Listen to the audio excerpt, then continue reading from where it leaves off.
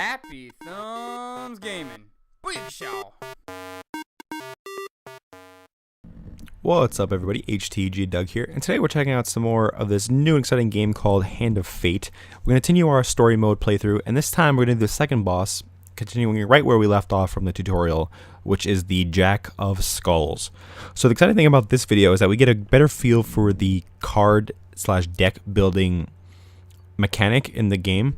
So in the Jack of Skulls we have two of Skulls cards and then 3 supply cards, but we'll take a look at the deck builder real quick, and you can have the game do it automatically for you, but I want to see what I get. I want to put the cards in myself, so I'm going to spend just a few minutes going through this, and I have this sped up just a little bit because I don't know all the cards yet, so I'm trying to get a feel for them. I'm trying to figure out what I should put in, what I shouldn't, what's good to put in, what's not. So we have this new thing called a new mace called Desperate Measures, and the thing is, you unlock the card, but you don't actually figure out what it does and what it is until you get it inside a dungeon or against one of the bosses or in one of those levels.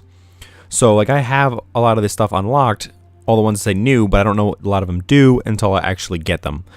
So, and I still haven't got the Chains of Rage, and I'm through like the first 6 or 7 bosses now. So it's very luck and random based, which is nice because you can't just get the best stuff and then do nothing. You have to actually go out of your way to complete the objectives and then get the cards you need. So I'm going to try to just toss in everything that I have that's new. So I'm going to take out, I think, one of the shields and I think one of the swords and throw in the medium armor. And actually, that's going to be it. So now let's go over to the encounters. And same thing with the weapons. You can take out encounters that you've done, and then you can put new ones in so you can try to unlock the tokens, because tokens unlock new cards. So you know you have a token that you haven't unlocked yet. Is it on the bottom of the card, like you see Dead King's Hall, local peasant on top.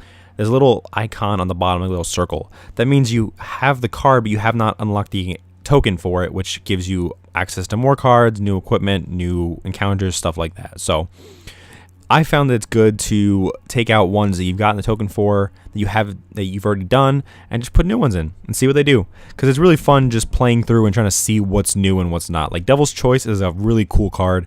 I had a lot of fun when I finally got to it. I'm not sure if I do it in this video or the next one, but I do get the Devil's Choice at some point. So, but now that our deck is done, we are going to actually start playing. And I love the animations for the cards flipping. It's amazing. It gets me every time. But anyway, so we'll get all that done, and then the video will go back down to normal speed because now we'll actually be playing through the game. So, all right, here we go. So there's only one. So you have 4 cards in the first level of the dungeon, and you can only go to the one that's right directly attached to it. So we're going to do Captain of the Guards. You hear a shout from up ahead and the sounds of battle. Racing forwards, you discover a warrior surrounded by undead. All right. So then we have 2 skulls and 2 skulls, which basically means we're going to fight 4 skeletons. So in the first one we fought dust members, but this time we have skulls. So as part of the encounter, the stranger gives us a mace, which has a holy equipment. I'm trying to think of the word. A holy attribute, I guess. So it's clearly better than the rusty axe I have. Damage is 27 compared to 20 for the axe. So we'll equip that. And we'll take on some skulls. Now, the skulls are a little different than the normal dust bandits because the skulls have shields that they can use to block. So you'll have to stun them first and then attack them. So each different enemy has slightly different abilities and different attacks and defenses and things like that. So you're not fighting the same enemy constantly over and over and over again. I mean, we will still see some bandits pop up here and there, but you're not fighting the same enemy the entire game, which is really cool. I really like the ones that come after this, and I've seen some mages, some rats, some lizards. It's so much fun. It's so interesting. It's so cool. So, yeah, I'm really enjoying this game so far.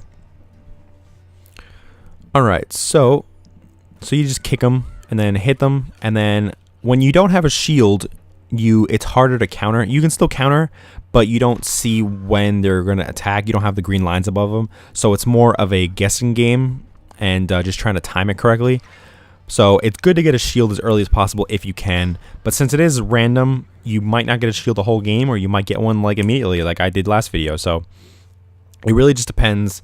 But you do get upgrades later on that give you better starting equipment for the dungeons, so it works out in the end. Okay, so we've defeated that little encounter. So now we get to keep the mace and as like a reward. And now we get a card token because we beat it. So the token at the end of the dungeon, I guess you want to call it, for lack of a better word, after we beat the boss, the Jack of Skulls, you get to, the tokens unlock new stuff that you get to use later on, better weapons, better equipment maybe, or just other encounters. So it's very good to unlock tokens whenever you can. Alright, so one day in a shady forest, you encounter an elf maiden. She stops to greet you. I always like this card because you have 4 choices. You get, well, sometimes it's 3, sometimes it's 4. You get to ask for more life, which is basically just an overall health increase. Supplies, which could be, which is food, and then gold. It depends on what you need. Sometimes at the beginning you might need more life. Sometimes if you're almost out of food, you might want to go for supplies. Sometimes if you want gold to buy stuff, you can go for gold. I think I go for the longer life just because I don't really need any food right now because we just started. And so for those of you who don't know, if you want to move, like when you move from card to card, it costs 1 food. And if you run out of food, it starts taking away health. I think it's like 10 health per space. So you want to make sure you have food on you as long as possible. But right now, we're going to go with the health, and we gain 10 health to our overall total. So instead of having a total of 100 health, now we have 110. So pretty good to have. And earlier in the game, it's not terribly important to have a lot of health because it's not terribly hard to kill anybody. So, all right, Twiztid Canyon is the next encounter as we move downwards. And you see a weapon glinting in the sunlight, lying next to a skeleton at the bottom of the canyon. Of course, we're going to climb down and get it. So we have 3 chances of success and 1 of failure. Now, the cards will, of course, randomize themselves, and you can follow them if you're really good at it. If not, it's just a guessing game. I'm pretty good at being able to follow them, but later on, you get like 3 failures and 1 success, and it gets very hard to actually follow it when they move around a lot. But beginning, it's easy, so I usually try to follow the top card. So if the top card is a failure, then whichever one, like wherever it is, I pick like a different one. If it's a success, I just pick the one that's the success. So it's kind of strategic. It's kind of not. It's just one of like the miss the ball games or the shell games. There we go. I was like, what is the word I'm looking for? All right, so we went on the ride and we went up another level. Different dungeons have different amounts, different numbers of levels. There we go. I don't know why I couldn't say that. The earlier ones have 2 or 3. Some of the later ones I've seen up to like 4 or 5, and I'm sure that goes up even more as we go on. So our first card is of Traveling Mage, which is just a shop. Sometimes you can remove curses. You can buy blessings, which give you blessings. Obviously, are good things. Curses are bad. Sometimes it's like you lose gold for certain things you do. Sometimes it's you gain other stuff. It depends. So I don't need this other axe because I already have a nice mace. So I'm just gonna sell my axe. Go away. $5. It's always good to have some gold on you. Some encounters require you to complete them by having 50 gold or a certain amount of gold or whatever. So it's always good to have a nice reserve of gold. And food is always good to have too because you don't want to run out. Alright, so there's a dragon ring, which I have actually not seen since, which is really pretty ridiculous. But like I said, it's random, so you can come across the same things over and over again, or you can come across different things every time.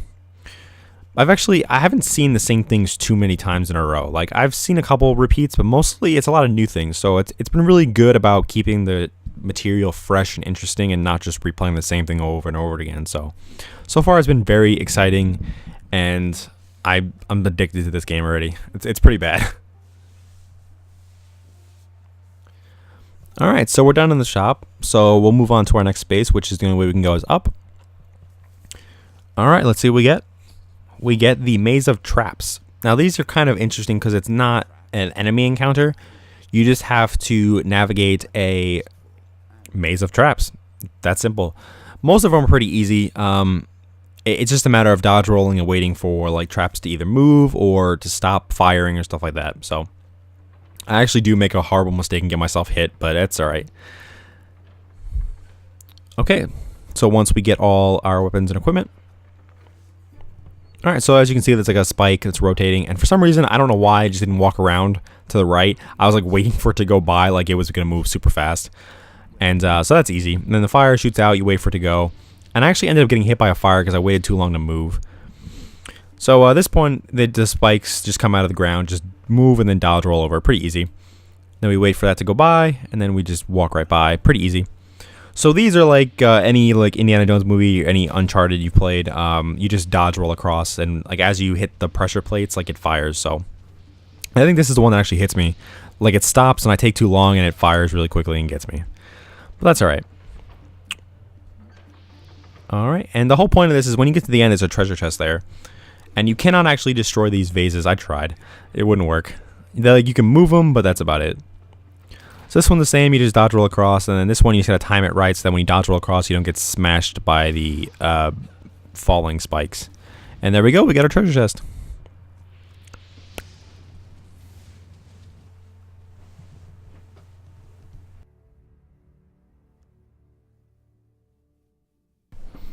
Okay, so for completing that encounter we get 3 gain cards, which first one we get 25 gold, second one we get 25 of our health back, and we get 25 more gold, so pretty good on gold right now. And sometimes you'll get 3 food, sometimes you get 3 gold, sometimes you get equipment and then gold and food. So it's all random and it makes it a lot more fun. So we get the Mr. Lionel card again. If you watch the tutorial video for the Jack of Dust, this was the first card we got. So so I know what he gives you when you do things. I could have given him 20 gold, but I really didn't want to. I probably should have though. But anyway, so I give him the bread again, and I lose 1 of my food. But that's fine because I get a shield. So it's a good trade-off, I think. It's always good to have a shield. It helps you counter better. You can reflect projectiles that are shot at you when you get to that point in the game. And just overall good to have defense. Alright, so we get our shield. We'll take that. And he steals some food from us on the way out. Yep, he's a goblin, of course. Of course he's going to steal some food from us. Alright. So the last card in this level of the dungeon is... Oh, I'm sorry, you're going to pull up our inventory. If you hit the touchpad on PS4, it pulls up your inventory, which is a good feature. It's very easy to navigate. You don't have to go through like a bunch of menus to find it. You just hit the touchpad and boom, there it is. Alright, so we'll click on the last card. Click on the last card.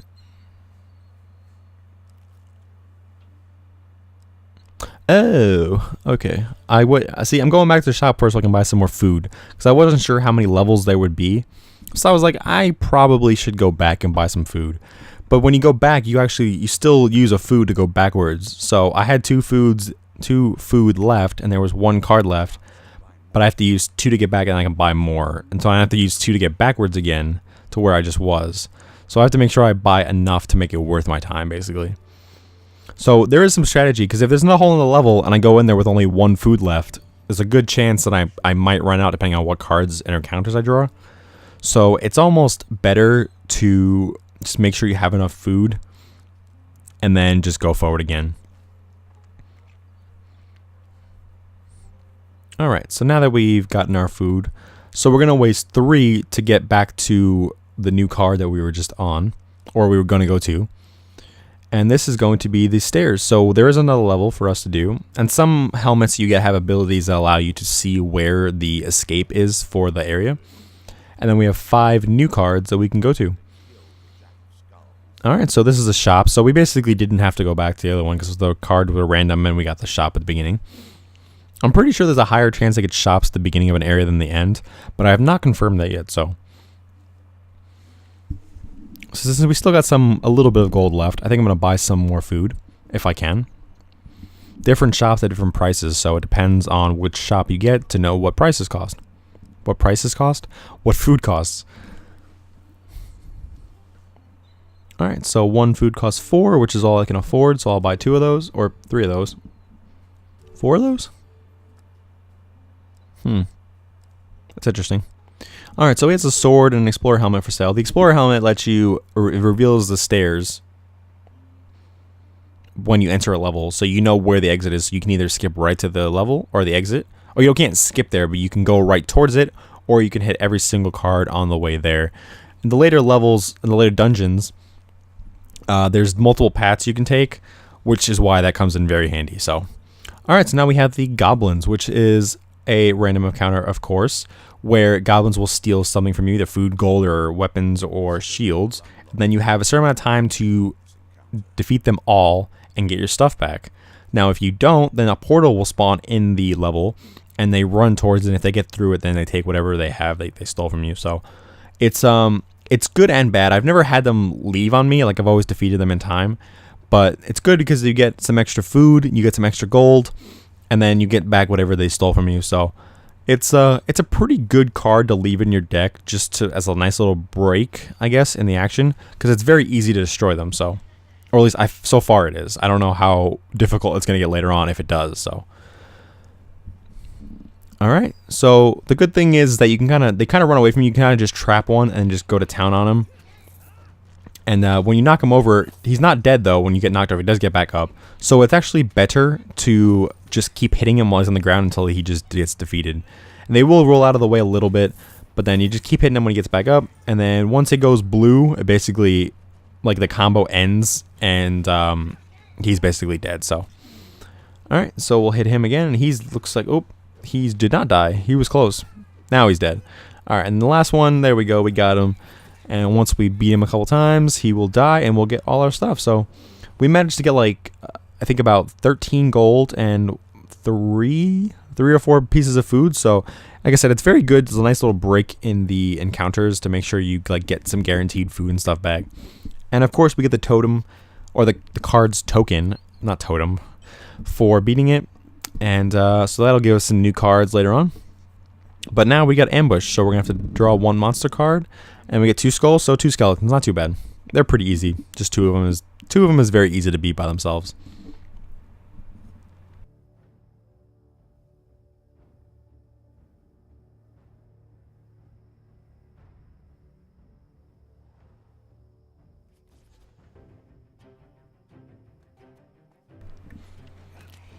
Alright, so now that we have a shield, it'll pop up above their heads when they're going to attack us so we can counter. But when you counter, since they have shield, they don't always hit. But luckily, I'm really good, and I have a good mace there. So that trophy actually is for completing the three encounters in a row without taking any damage. So it's not terribly hard to take damage in the early levels, just as long as you be careful and don't do anything really, really bad, I guess. So I know for a fact, since that was a top card, that's a success. That's where it went. So we sneak up and kill the enemy that was playing dead, and we get 3 cards. We get a sword, which is not as good as what we have now, so we're not going to equip that. Then we get 10 food, which is always good to have, and we get 5 more food. So we have way too much food considering we're almost at the end of the dungeon. But that's alright. We could have gotten some gold or something, but we didn't, so it's not a big deal. Alright, so the next card we come across is Bandit Attack. And a group of bandits suddenly attacks. The King of Dust isn't happy about you killing his men. And we draw 1 monster card, which are 3 dust. So these are 3 bandits. Alright, so just like, I think actually fighting 2 skeletons is harder than fighting 3 bandits. But that's only because the skeletons have the shields and you have to go out of your way to stun them and then hit them. And it's kind of a pain. But 3 bandits are very, very easy to destroy.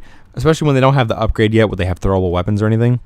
So I always love fighting bandits more than anything else. And now that we have a shield, we can easily know when they're going to attack us as well, so we can easily counter. And you should have no problem, like, almost completing the whole encounter just in 1 combo. And I think I do that here. I'm pretty sure I do the whole battle in 1 counter, or 1 combo. I don't know why I keep reversing those words.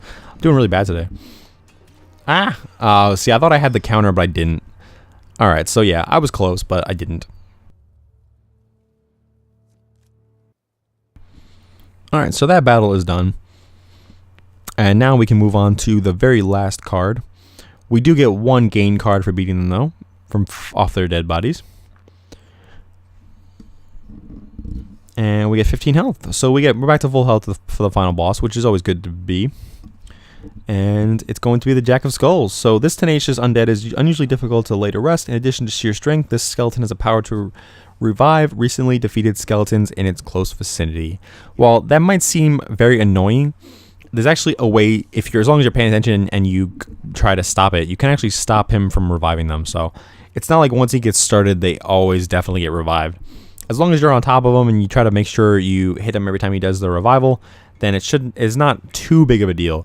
But if you have like a lot of enemies around, it can be very difficult to stop him from reviving them and then still go ahead and, you know, defeat everything else that's shooting at you or hitting you or whatever. So, Alright, so he slaps his shield a little bit, gets all upset, but we're going to beat him pretty easily, so that's alright. Okay. So yeah, we have to stun those first, so they have the shields. And there are two skeletons with blunderbusses, but the good thing is, see, when he comes red on top, you can't counter those, so you have to make sure you dodge out of the way. But the two guys with the blunderbusses, they will shoot anything that's in the path. Like, they won't stop, like, if a guy walks in front of them. So when they get ready to shoot, you can kind of tell, like, they go, the little fire comes out of the gun. You can just stand in front of one of, like, the skeleton friends, and he'll just shoot them instead. So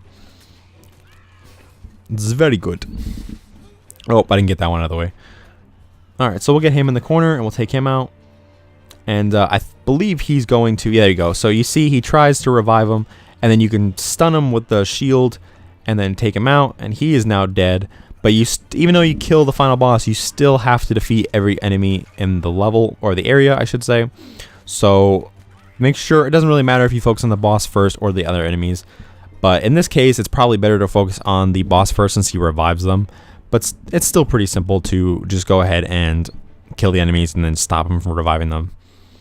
But alright, so once you defeat all the enemies, it won't give you a notification. You have to actually go back to the boss's body and grab the card, which is right there. You can't really miss it. It's bright glowing orange. But I was checking to see if any of the boxes had anything special in them, and I have not seen them have anything special in the boxes yet. I haven't seen like gold laying around or anything like that, which is a little disappointing, but not terribly a big deal at all. Alright, so now that the boss battle is complete, we get all the tokens that we got in the dungeon. So we get that complete. That closes up, and then we have 2 tokens floating there that we get, and we have 3 that were in the bowl. So we have a total of 5 tokens that will give us a ton of cards. So for helping the captain of the guards, we receive 2 cards. We get a mace, and we get another mace. So maces are always good to have around. They're very high damage, quick reflexes. I don't really know what to call it. Alright, we get the scavenger cap, which gives us extra food, I believe. And then for countering the goblins, we receive time heals, which is an artifact.